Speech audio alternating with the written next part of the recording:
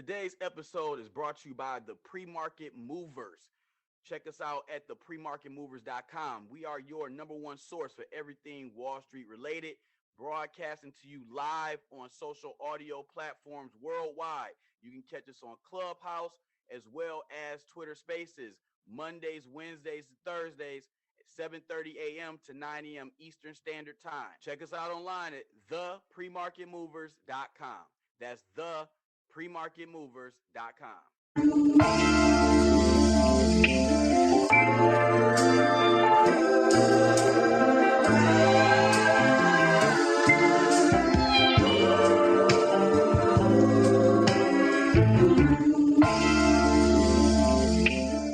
Man, thanks for coming, man. Oh, for sure. I'm glad you had me out. Like I said, it's my first podcast. I've never done this before. I'm no stranger to the microphone because I did a little stint in hip hop back in the day. So I get up on stage and talk to anybody.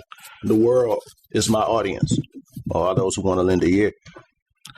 Hey, I got to sprinkle a little global here too. I feel you on that. Yeah. I got some audience in Rwanda. No, that's great. Yeah, that's great. Yeah.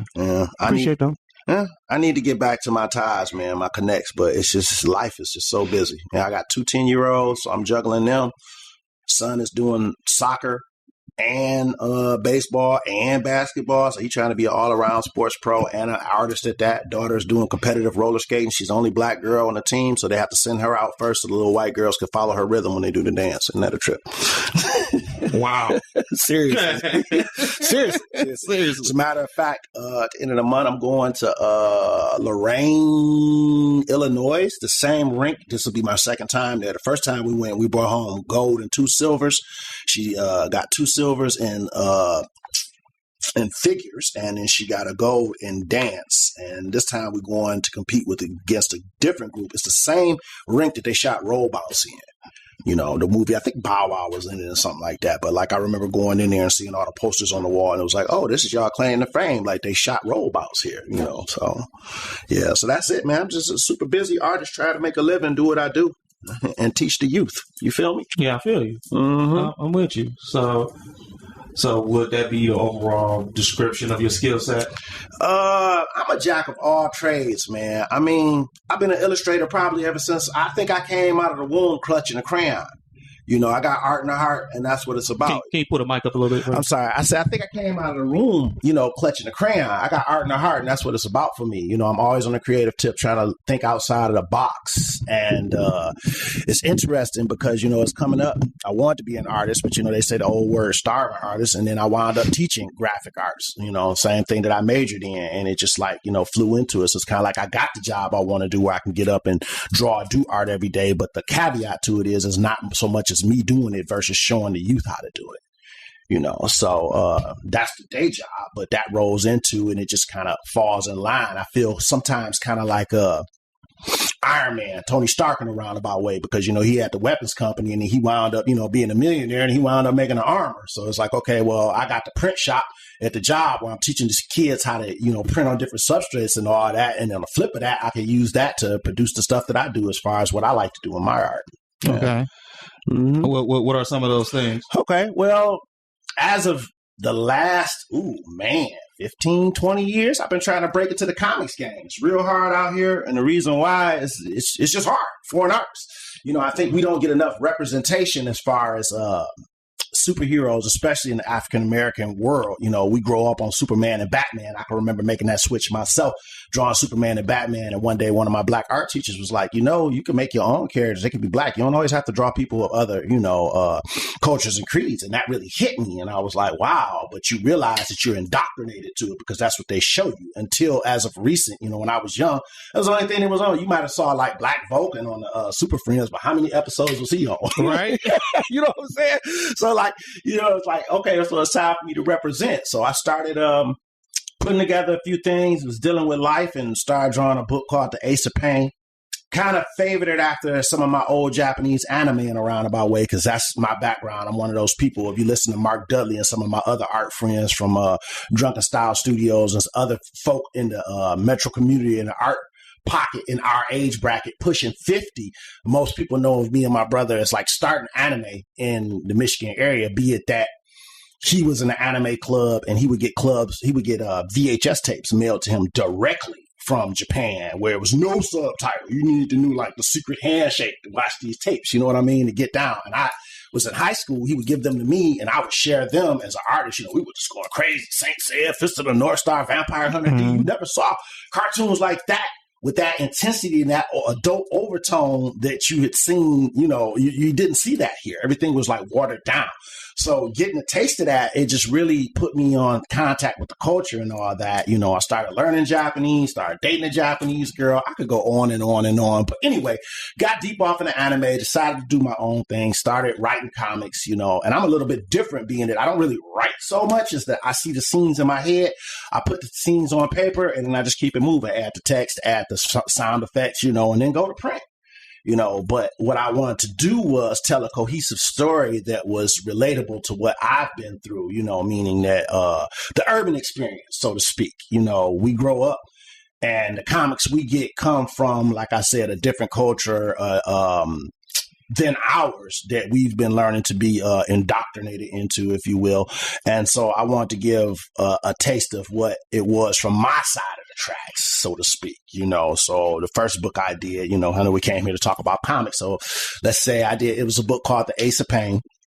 I'm big on acronyms. So like I had spoke to you earlier, when I first hit the door, the Ace of Pain stands for Augmented Clinically Enhanced Officers Facilitating Personnel, Assassination, Interrogation, and Nullification. And it's basically a revenge story. You know, it was 4 issues. And to put the synopsis in a nutshell, it's violence, graphic violence and gore where it's needed. And you took a secret corporation that began weaponizing people, and they started using black folk basically because, you know, and I learned this from my dentist, we have a different, so to speak, stronger DNA structure, like our bone structure, and our muscle structure is a little bit different and more built up. And that actually makes sense because considering we were bred for so many 100 years through slavery to be the biggest, baddest MFer out there. You know, to pick that cotton, to carry that load. You know, you don't see too many white shacks. You know what I'm saying? So, you know, seriously, you know, it's like dogs. Yeah, they bred dogs. You know, the Doberman didn't just come a Doberman. They all came from wolves. But after domestication, people figured out they could breed them and started learning about the genetics. They turned them in the way they wanted to do. And that's what they turned us the same way. That's why we dominate in so many physical sports. You think about it, you know, football, basketball, who's on the team. But then again, we got to think about who's owning those teams too, right? So that's a whole other conversation. But so I thought about that and I said, well, if they were going to do experiments like that, they probably do it on black folk because we tough enough to take it. And they've been experimenting on us for the longest anyway. So I did a story whereas some people from this organization started going to the neighborhood because I would look at my neighborhood and I would see how people would let their kids out sometimes, no real supervision and all that. They have to grow up quick. And it was like, if you want to snatch a kid, all you got to do is come to the ghetto. Don't cross 8 Mile. It sounds crazy. Not that I have that in mind, but truth of the matter being, you would see it. So I wrote a book where somebody snatched up a little kid, weaponized him, and as he became an adult, he started breaking free from the mind control that they put him under, and he came back to seek revenge after he got free from their facility on the people who did this to him. And so the Ace of Pain was born. After that, I just kept on rolling, had a lot of stories and still got stories in my head, started putting them down on paper and kept it pushing. Savage. Yeah. Man. I know. I'm sorry I got a mouthful, but I'm very loquacious. Yeah, that word means that I will talk a lot. What else? Before the Ace of Pain came back, I'm going to step back a little bit in terms of the history of that. I was doing a comic that I had done called Bitch. And it's similar to the Ace of Pain. But when I first did it, the first inclination of the character was Caucasian before I made that black switch, so to speak. And came out in 94. I printed. This was back when you actually had to print. You had to print. There was no print on demand. Like if you wanted to do a comic, you were going to get it either full color or a color cover and black and white interiors, and you had to get like 2,000 copies. There was no ifs, ands, or buts about it. You had to pay for 2,000, even if you only sold 20. If you wanted to get them printed and printed professionally, you had to pay for 2,000 to 5,000. I paid for like 5,000. I think I sold about 3,500 of the books. You know, broke even, made a little bit of money, and that put more of a taste in my mouth to keep it going. So years later, after the Ace of Pain was done, I decided to reimagine Bitch, and I did it, making a black black woman, bitch standing for, yeah, I know. It's a selling point. Everything in this world has a hook, you know, or should have a hook if you want to get it out there. Doesn't matter how much material you have. If there's no way for you to sell it, which is what I'm dealing with right now, you won't get it off the ground. So bitch is yet again an acronym, biointerface titanium combat housing. And it deals with, let's just say it deals with society and racism and sci-fi from a different point of view. Okay. Yeah. So I'll synopsis that one since I'm speaking on it. Sometime in the future, something happens to the sun. Scientists seen this coming, and basically the sun went supernova and started emitting a different type of ray that we had never seen before. Such rays, if you weren't paper bag brown or darker, you succumb to via some sort of hypercancer, or you would literally mutate into something that you would see on the other side of Christianity, basically. So the powers that be saw this coming, and as a result, they were like, well, basically, we're all going to die off, and I'm not going to name any names here. Speaking of which, I mean, how candid can I be? Can I just cut loose and be myself? Cut loose and be myself? All right. So, I'm going to slip some questions in there. All right. That's cool. Well, basically, what I'm trying to say was the Caucasian masses who control everything realized that this was going to happen. It was going to be basically the detriment or the extinction level event for them. So they started experimenting yet again on us, and they figured the only way that they would be able to survive until they could figure out a way of literally surviving in a human body would be to transfer their souls into like machinery. So as things progress, you know, you got to learn how to crawl before you can walk, as they say. Well, in the crawling phase, they decided to take a young black woman and they impregnated her with a baby that had nanites in it that they had been experimenting with, and pre-neural before the baby was born.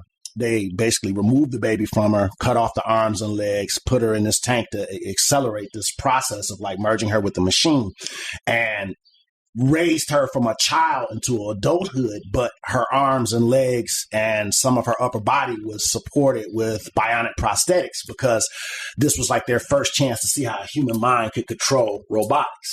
So her mother, seeing that this had been done to her, and it's her only child, basically, they did her as like a bold techno-Jesus, like, let me kidnap you off the street, knock you up with this baby that we're going to use to experiment on, but we're going to keep you around as the mom to keep her in check. So they did that, and she managed to keep her in hiding. Essentially, they built like a suit of cybernetic armor. And the first thing they wanted to do was weaponize, of course, because, you know, technology, it doesn't take it long before it goes from helping to murdering. And as a result, you know, they did that for her, whatever. And she managed to put her in storage. And in the future, she wakes up. And now there's basically scattered across the planet indigenous people who are dark complected who will be able to survive.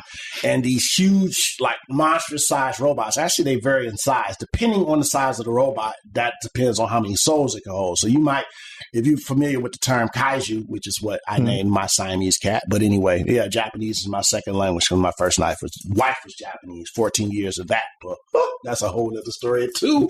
But a kaiju is a giant-sized monster like Godzilla or King Kong. So you might have these kaiju-sized robots walking around, and that would be what's left of Chicago or New York or Miami. So bitch basically wakes up from receiving a distress signal from like a auto recorder of this child being kidnapped, and she's like on a mission to find this kid and then eventually, hopefully, save what's left of us. Whoa. Yeah, that's kind of deep. Holy shit. I know, right? So yeah, I dropped the first 4 issues in your lap. Then let's move on. So what I did was I decided I wanted to try something different. Most people don't realize this, but comics are all over. And why I say that is any movie that you've seen actually came from a comic book. Well, you might say, well, that movie wasn't written in a comic. But the fact of the matter is, if you're familiar with the movie process, they have something that's called a storyboard. The storyboard is essentially illustrated, typically in black and white, sometimes in color. Look them up. If you don't believe me, you can storyboard just about any movie if they're out there and the producers allow it to be seen. It's basically a comic book version of whatever movie you're going to watch. And that's how they use to build a camera shot. So that's why I say any movie that you've ever seen comes from a comic book. Rather, it was originally a comic or not. Someone put it in that format before it hit the major screen. You know, so thinking in those terms, I thought to myself, I said, well, you know, they say a picture's worth 1,000 words. how can I get down where I could tell a story, and that shows like the strength of your work as well. Tell a story with just the illustrations. So came up with this idea. Dragon is my spirit animal. So I was like, Ryu in Japanese, if you will, Kokuryu, Black Dragon. That's kind of like what I call myself sometimes as a joke. But I decided to do some stories, whereas they were all dragon based. One of them actually has me as like a fictional version of me in it or whatever. And all 3 stories are independent stories, so many pages long. I combined them into one book, and they all are just illustrations. No words, no sound effects. So the words tell the story, and it's been interesting just getting the feedback from people who've looked at it and read through it and seeing how they interpret it, because I kind of did it in such a way that it may not be it could be taken a lot of different ways. You could put your own spin on it, and I wanted to do that just to see how the art impacted people and how well I told the story. So I came up with that. Then my last project, not to say that I'm done, but what I've been working on in terms of the comic field was I was redefining my style a little bit. I realized that I didn't need to, now that I've gone digital, because I came from traditional, like the original Ace of Pain, the original Bitch, that was done on paper, standard comic boards. I was going to art stores, buying this stuff, penciling it, inking it, and scanning it in, getting it to color. Shout outs to Meech Marble, my boy Meech Maxey, by the way. He's been the colorist of my book from so long. And one of my former students, that's my road dog, the little brother from another mother. But I realized I could I can compress my style, because I really love traditional black and whites and pen and ink. But I realized when colors drop to it, some of that falls off, and I put all that work in for nothing. So I was like, well, let me just define what I want to define, and then I'll make sure that the colors bring up the rest. And it really sped up my process. Like on a good week, I could crank out black and white, say 14 pages, and that's a lot for a man who's juggling everything that I do, which is a full-time job, 2 kids. Did I mention that I'm a graphic arts instructor? Yeah. No, you didn't actually. Oh, okay. Well, not since we started recording. No. Sorry. Well, yes, I'm a graphic arts instructor. I've been teaching graphic communications and printing technologies. Basically, I show high school students on a vocational level, meaning my class is 2.5 hours long. It's 2 different sessions. I have an AM and a PM. I show them how to do everything from business cards to billboards. We cover the entire Adobe suite when time permits and print on different substrates, many different things you can print on, such as t-shirts, hats. I just got a UV printer that can print on anything flat up to 2 feet by 3 feet. And of course, paper, which is the substrate that everybody is familiar with. Just imagine a world without labels. It's funny because what we do as artists is we solve problems, especially a graphic artist. And most people enjoy it on a level where they are the audience. I try to flip the script and show people how they can control that audience. And what do I mean by that? It's like, okay, well, when you go in a grocery store, you look around and you see all these packages, all these materials, all these things. You go to a hardware store, anywhere. You go to a restaurant, and there's all these things in print, and you see it, and you enjoy it, and you use it for, your discretion, what you need to do with it. But no one ever sits down. How many times have you went there and looked and said, wow, somebody had to sit down and put that Ritz Cracker box together. Somebody had to do that Lucky Charms font. Somebody had to draw the damn leprechaun to go on the box. Mm-hmm. And people get paid to do this. And it's a lucrative business because it's all around us. And to be quite frank, we couldn't survive without it. And it's weird. And they even use little tricks. Like, I just give you this before I move on. This is the teacher in me. But black and white is the greatest contrast, meaning black is the combination of all colors. Most people don't know that. But if you took every color you had and scribbled on one spot, you can even try it with a box of crayons. You're going to get something close to black. Seriously, white is basically the flip of that, whereas none. It's like the void, okay? Really, they want to look at them as neutrals, but your eye recognizes black and white as the best contrast, night and day. And one of the ways they use that, for example, is they know that you could pick that out. So when you're driving, do you know what color a one-way sign is? It's it's black and white. Yeah, it's black and white. And the reason why they make it black and white is because they know your eye is going to pick that up. And if that's one sign that if you ignore, what's probably going to happen? It's not going to be nice, right? Yeah. Yeah. Okay. So, but anyway, back to what I was saying. I know I flip around a bit, but I redefined my style somewhat so I could speed it up. And I started doing a book called Ghetto Brick Road. And Ghetto Brick Road is literally Ghetto Brick Road. I sat back and looked at over the years, because I'm pushing 50. I'll be 50 in the 4th of December. I sat back and looked at all of the different media that had been out here and the things that represented us, and how they would take something that was mainstream, like The Wizard of Oz, and then they, like Michael Jackson and them did The Wiz. I remember my father, one of my fondest memories as a child, when my father was around, he took us to see The Wiz in the theater. I think we went to go see it at like the Adams in downtown Detroit. Now, I'm showing my age because the Adams used to be a theater that was right around the corner from the Fox downtown. A lot of people don't, know that unless you in this age bracket. We had the Mercury and we also had the Northwest up in this piece. But at any rate, went and saw that, and it really impacted me. Actually scared the shit out of me, to be honest with you. There were certain parts in it that just really freaked me out. But I was really impressed by it. And then one day I was just sitting down, I was thinking about my life and different things that like go on, and something that my father had said to me, because I did a little stint in hip hop. That's another story too. I was using my Final Cut skills and Flash skills to animate videos for local rappers in the hood, as well as my own group, or the group that I'm part of. I guess I would be lightning if he's the thunder. But at any rate, my father had said something, and I kind of ignored it back then, but I said I was going to take the advice in a different way with my art, because he said, why don't you take some of these old school beats and just remix them and rap over that? Because at the time, Puff Daddy and them was real popular, and Puff is like the master of the remix. And to me, it's just like, I didn't like that because it felt like I was copying somebody's stuff. You know what I'm saying? Then, when I thought about it and looked at it, I was like, well, no, they say no idea is really original idea. And if you look at it, there are some out here. There are original ideas, but a lot of things are like variations of other things. So I thought about it. I said, well, what's something that the mainstream knows, that everybody knows, or has seen a version of, or has an idea of, like, if you live in America and you're not from another country and you were enculturated here, you know what Snow White is. You know who Snoopy is. You know who Mickey Mouse is. You know who Bugs Bunny is. Yeah. You know what I mean? Now, certain things you might not know, because I talked to one of my high school students. I was talking about Ice Cube, and she was like, who was that? And I was like, oops, I forgot age difference, But at any rate, I thought about it. I said, you know what? Maybe I should do like a spin on the Wiz, like the Wizard of Oz, but do it like from a real hood perspective. Because I live like I'm Southwest, and this hood over there, I've seen hood most of my life, have dealt with it. So I thought about it. I said, well, what can I do, kind of black exploitation? I had been looking at like Black Dynamite and some of these other things around here. And I said, what can I do that's kind of like on that level that people really swallow?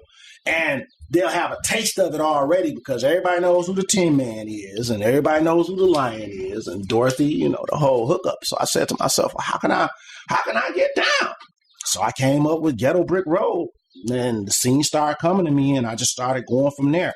In this book, and I'm not going to go into it too much, I guess, I spoil a little bit. I really wanted to kind of really touch on some other things that were interpersonal inside the neighborhood that we dealt with by dealing with it through this black exploitative story, such as drug abuse and weaponization, meaning, how we, like they said, Uzis weren't made in Harlem, prostitution, gang wars, things of that nature, drag racing, things that I seen coming up, or have been touched by in my neighborhood, and I wanted to put that and also hit it with the kind of a comedic way, because we need a good laugh sometimes. Sometimes if you can laugh in the face of tyranny, it can help you get through it. You know what I mean? Yeah. So that's it. I'm long-winded. I'm going to let you open up the mic a little bit, because I've been running off at the mouth. I know you didn't think I was going to come over here and just hit you like, bop, bop, bop, bop, bop, bop, machine gun, but yeah, it is. Everybody's different. So I'm learning to just go with it. That's why I said, no, let's just talk. And like I said, this is my first podcast. So, I never did it before, but I don't have no problem. No stranger to the microphone. So, I could deal with this phone right here and just keep it rolling, So out here trying to make it, trying to get advertisement together, trying to learn this whole Kickstarter thing. Because sometimes I see some people, I ain't gonna hate on nobody. I just see folk coming up and I be like, wow, that stuff is nice. I think my stuff is on that level, maybe even better, and they made it, and they make it important more than I am. What am I doing wrong? You know what I mean? So what do I have to do? How do I have to touch my people? And it's funny because I'm on Facebook, get on these different black comic groups. And one thing that I've always noticed is that, black folk, we really need to support each other, because a lot of stuff out here, we don't own shit. You know what I'm saying? We don't have shit. A lot of shit we don't have. So when some of us do get some shit, in order for them to keep it and help others get some shit to pass that wealth over generation to generation, we got to support each other, So, I've extended the olive branch. I have a great printing facility, and I'm dirt cheap. You know, I've done some work, as like I was saying, extending that olive branch, helping some of my other brethren get out here as far as in the comic games. Shout out to my boy Eric Legs. You know, he been passed away for a minute. That was one of my comic dogs. I can remember back in the day, he gave us, we split it tables, man. Split the table with the con, and I print out some of his books or whatever, you know, and he was one of the first people to pass from COVID, you know what I'm saying? But like I said, shout outs to my man, because he was a real warrior in the game and pushed his 3 issues out and was keeping it pushing, you know, until the good Lord called him home. So, but, you know, beyond that, like I said, I've just been trying to help out my other brethren, keep it moving, and hope that once I get out here, people support me, because I see all these animated flicks coming out on Netflix, and I'm still screaming, how can I be down? You know what I'm saying? I'm trying to get in the dope. Okay. Well, all right. It's so many questions now. I'm sorry. Go ahead. Hit me, bro. All right. So, like, okay. Because you're a peacock, so many layers. If someone say, hey, I have the capabilities to draw, I got some basic knowledge in graphic art, but I want to do a comic book. What would be your process based off your knowledge now? From what you just said, you got some how you said that the skills in drawing were kind of basic, or let's say I can draw real good. I have the inspiration, the will, and some know-how, and I want to create a comic book. Right. I want to produce it myself, and I want to sell it. What should I do? First, you gotta make the product. That's me first, and maybe that I wouldn't call it a shortcoming, because I got more product than I got advertisement. I got the product. It's the ass you need. You got to create the product. I would say go ahead and do it. You know, put the product together. At least put the files together. Do your drawing. Break it down. If you're going to do it traditionally, if you're going to do it digitally, whatever the case may be, however you want to put it together with your skill set. But get the book finished. Okay. Let's start with physical. Like, I want a physical book. What would be the steps for that? Well, you want to do that would be same thing. You would have to have the book drawn out, draw the book out, scan it, or do the process of, which is your black and whites, your colors, your finishes, your lettering. So the book is done. It's put in a digital format, because, you know, it's very hard. You could go old school traditional, but everything is pretty much digital now, meaning the final process. Once you get it to that digital format, you take it to a printer, such as myself or Greco or a lot of the different printers that are out here, and you actually have the book printed. You pay to have it printed up. That easy. Just that easy. Just draw it up, digitize it. Boom. Any tools you recommend to make this process easier? I use Adobe Photoshop for my colors. I use Clip Studio Paint is what it's called now. I remember it from back in the day when it was called Manga Studio, which is basically that and a Wacom tablet, which allows you to draw directly into the computer. Okay. So I would say you got to have a good computer, a mid-range to good computer, the software, and some of the hardware, just in my sake, for what I do. So use my Wacom. After the digital process is done and the book is laid out, they make a PDF of it. You make a PDF of it. You make sure it's the right size, and it's a learning process, because I went through it too. Like, okay, is this book too big? What's going on here? Make sure it's the size you want to print, and then you have it printed. Only thing is, all of that's going to cost money. Especially the printing part of it. That's going to cost money. And then, it's, I could say, at least from my perspective, it can be difficult to make money in comics now, which is kind of a weird thing to say, because it goes back to what I was speaking about earlier, how comics kind of like involve a lot of the media that we have, especially the movies. Every movie you've seen came from a comic book of some sort. Yeah. Even if it was just a damn storyboard, Yeah. It amazes me. People are like, oh, I love The Walking Dead. I've been watching it for years. It came from a comic book. You know what I mean? So it can transcend the media, and get out here and touch it in a lot of different ways, but you got to have that start. So, yeah, once you have it printed, you're there. And then I think after that, it's just advertisement and marketing, which is what I'm really trying to learn into now. I came in on the back end of it and just being so hot and so hungry to develop and having all these stories inside of me that I would produce. I didn't think about advertisement. I didn't think about marketing. I just wanted to know how bitch looked on the page or what she was doing or who the Ace of Pain was smashing today. You know, like that was where my thought process was. So marketing was always backseated. And now I'm seeing that is a very, very, very key piece because it's like the old pet rock. You can sell a damn rock if you can market it enough, you know, and Actually been sold. Exactly. So if you got the marketing, you could sell it. If you can get people to look at it, see it, and want it, then half your battle's done. You know, and the way I look at it is like, you know, it's a million people in the world. There's 2 ways you can make a lot of money out here when it comes to selling things. This is my addict. You can either get a whole lot of money from very few people. So if I get 20 people each to loan me $10,000 or $1,000, then I got $20,000. You know what I'm saying? Or you could get a little bit of money from a whole lot of people. You know, so saying that, if I could get 2 million people to spend $1, which is not a lot of money, and that dollar comes to me, I'm a millionaire. But you got to reach those 2 million people in order to get them to give it to you, which is where the marketing comes in. True. I'm with you on that one. And a lot of challenges for businesses is deciding which route you want to go. Yes, because it's expensive and they know it. It's expensive. You got to pay for it. You got to pay to play.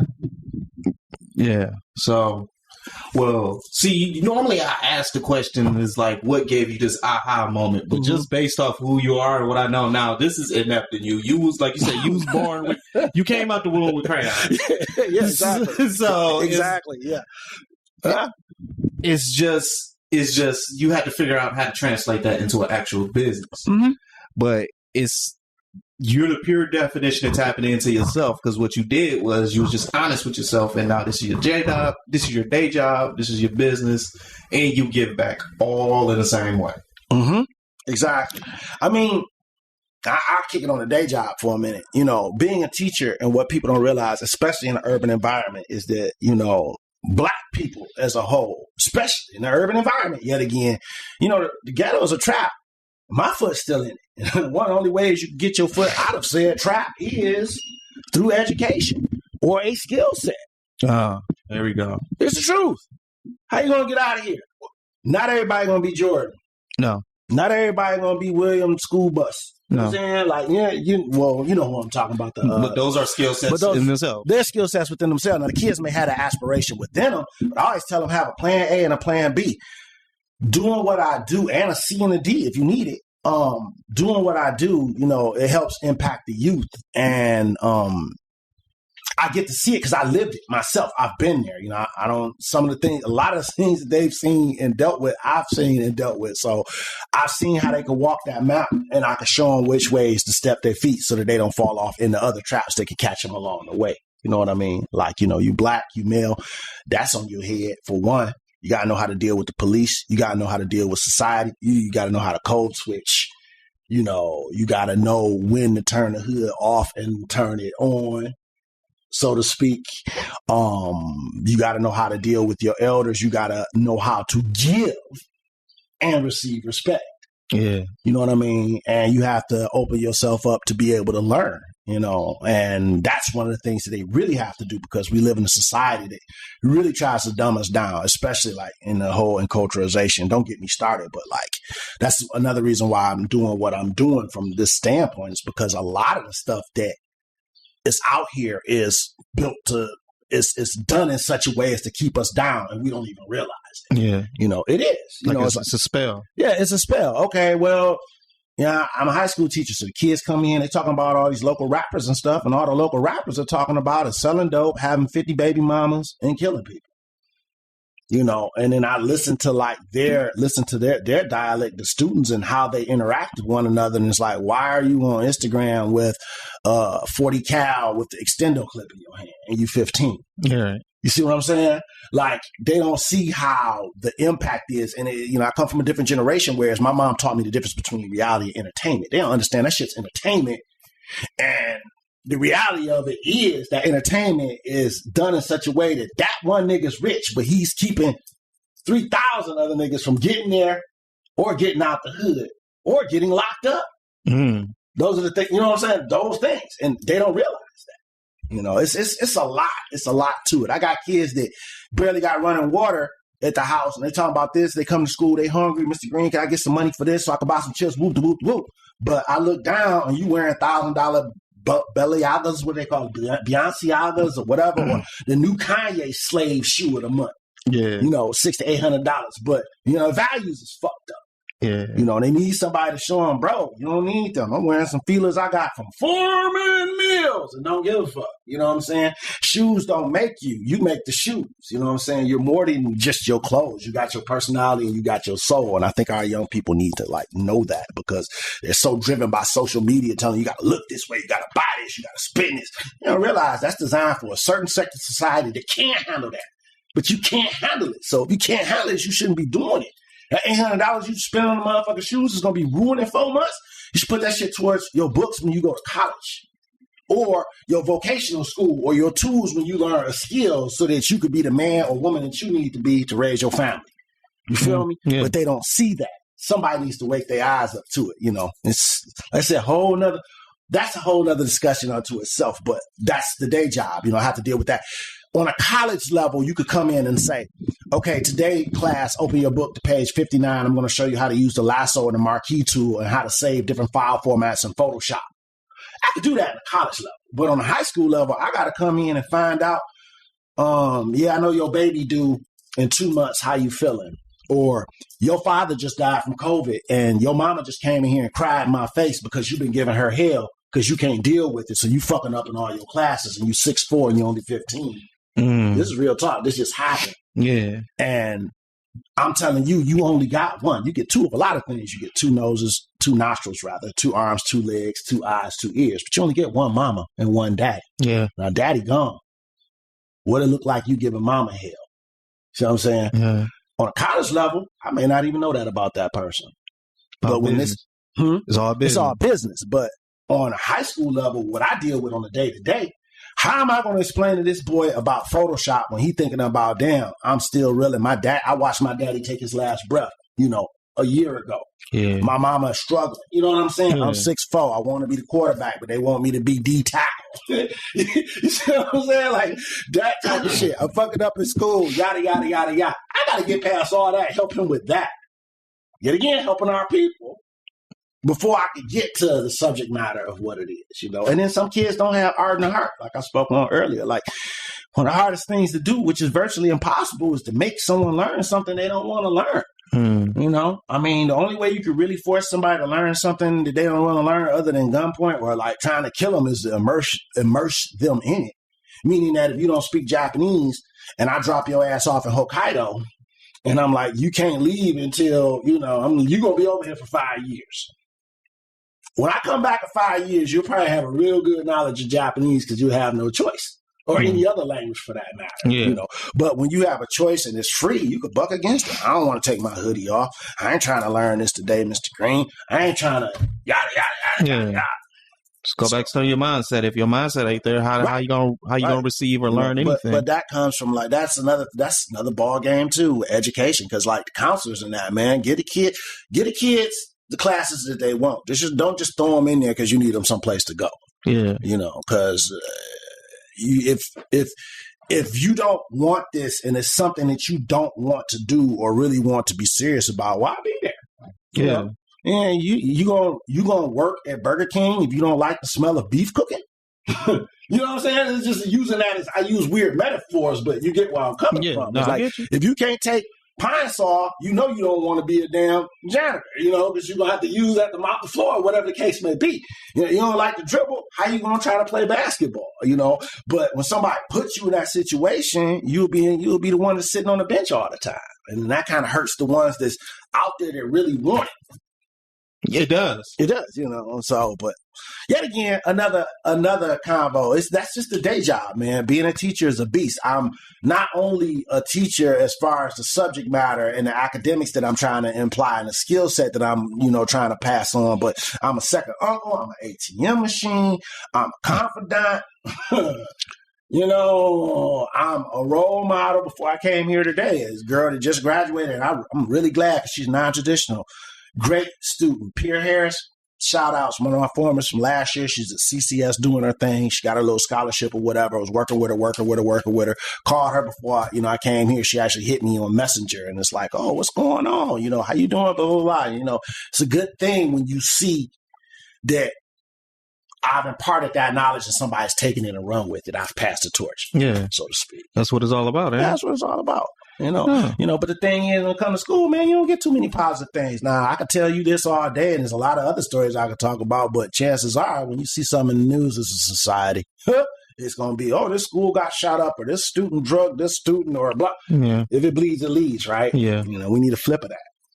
I'm with you 100% of that, and that's the power of podcasting, because we could talk about whatever we want to talk about. For sure. There's no executive. Well, in this situation, I'm the executive. Yeah, exactly. So it's like, I'm letting you go, because the thing is, you tap it into who you are, and then how you apply this stuff to your life and your business and your entire being.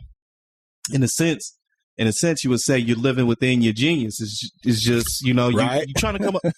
No one is in the position that they want to be. Exactly. No one. You can take any person. There's always going to grow, and then you're going to need more goals. Once you reach a certain goal, another goal is going to come. So, but based off everything you said, you broke down your books, you broke down, everything that you do, and some of the things that you do, because you're a peacock, because like you said, many layers, big ass onion, one, however you want to look at it, peel me.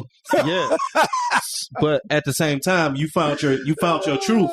Right. You found your truth and your capability and your skill and within your heart, and then you were applying that to your everyday life.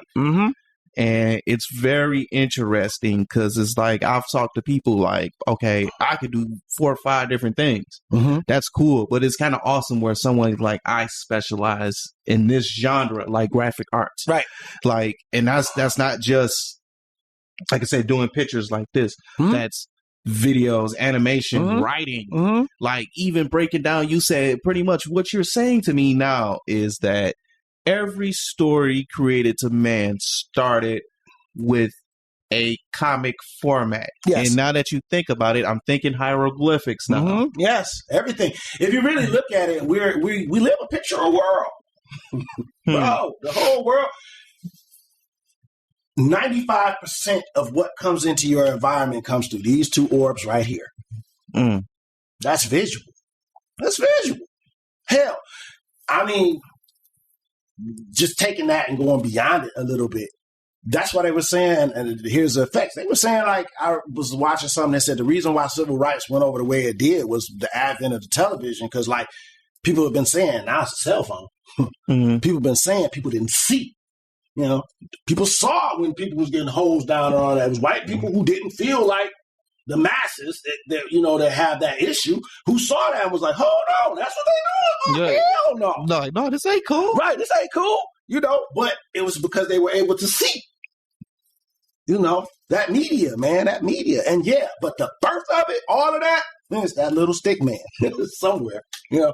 It's even deeper. I always say that art is beyond anything, and it depends on what your religion is. So I don't want to step on nobody's toes or exclude anybody.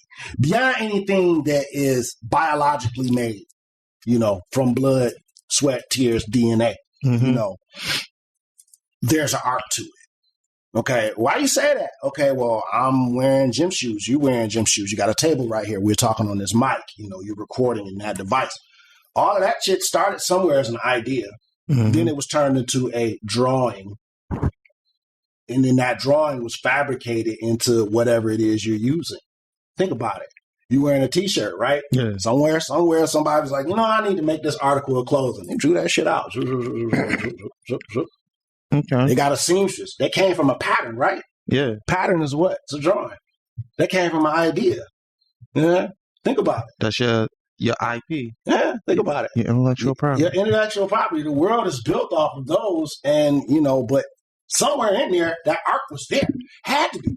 When you think about cars and car design, just you ever seen, like, when you go to like Ford or whatever, you see how they draw them, how they streamline and all that. All those cars came from a drawing. iPods, iPhones, all that shit was drew out on paper somewhere before it actually became, quote unquote, real a 3D object. But that's that idea. And then the second part of it is the art, the creation of it, the visual.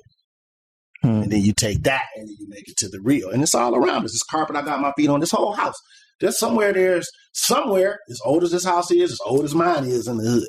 There's a fucking blueprint somewhere somebody drew out that somebody thought about, okay, I'm going to do this house and it's going to look like this and this and this. And that was that drawing. There was that art.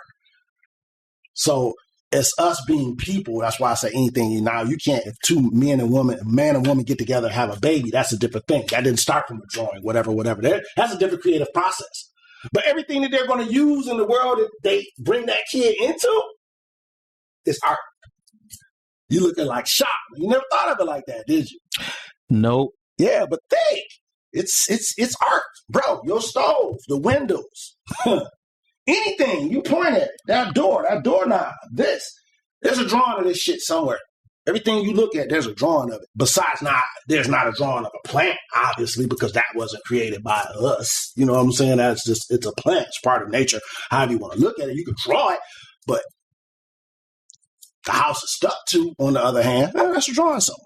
That vacuum cleaner over there, anything you look at, I can't say the fish, but the fish tank, all that other stuff, somebody drew that shit out somewhere. Damn. And okay, yeah. All right. Think about it.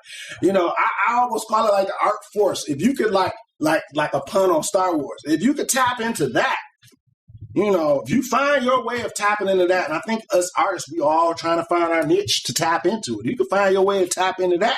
You could be pretty much as successful as you want to be or beyond, I think. Because it drives a lot of shit. It really does. It's all in everything. Yeah, the swoosh. I mean, you got symbolism, fucking smiley faces. Not really a smiley face. It's actually a circle with two dots and a half line, but the mind recognizes it as a symbol.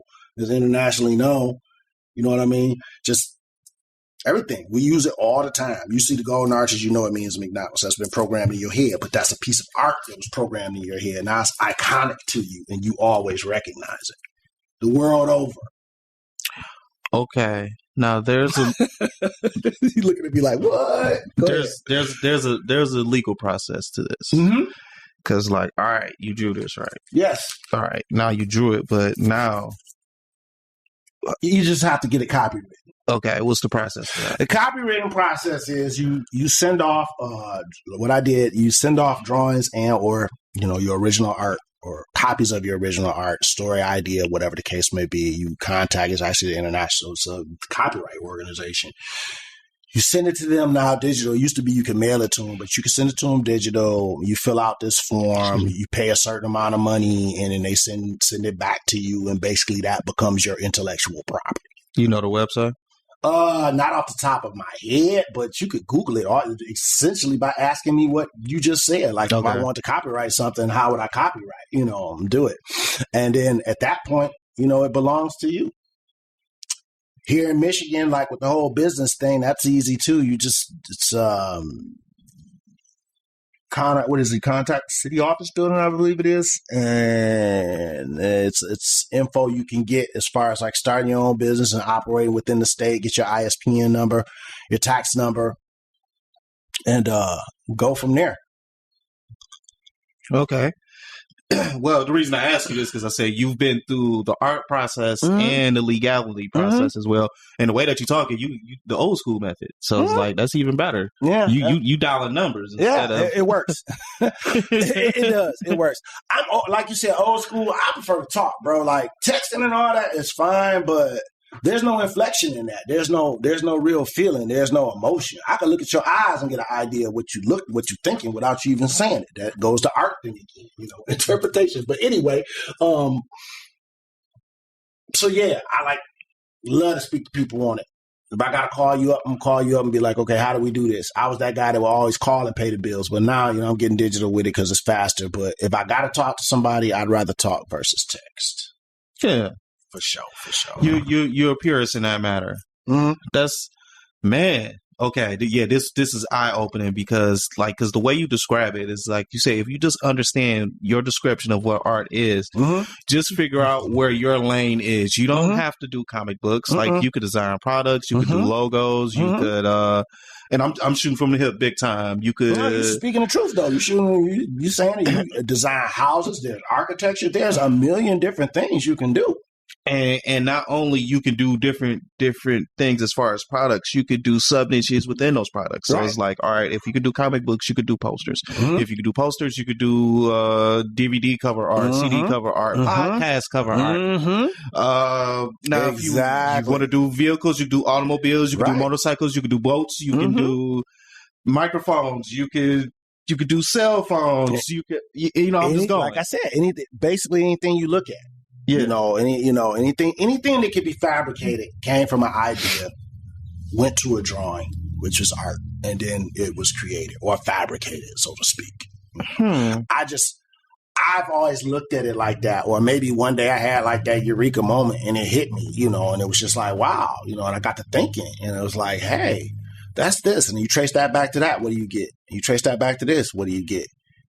And then, going through school, going through Wayne State and seeing like the little tricks in that they play. Because there's actually a psychology to it. Like I was speaking on like the black and white. Here's another one for you. The color red scientifically is supposed to like stimulate hunger. Okay. It also means life, like blood. So anyway, you got red cross and anger. Okay. So especially on the hunger thing, when you think about most of your fast food restaurants, don't they have some sort of loud red or orange, like hot red in their logo? Yeah. What color is the Domino's pizza box when they bring it to you in the bag? It's a big red bag, right? Yeah. And then like, what was it? The Pizza Hut it has the big red roof on it. You know what I mean? Red Robin. Yeah. Wendy's has the red, and it's like, wow, that kind of makes sense. Like, okay, I get it. They use it.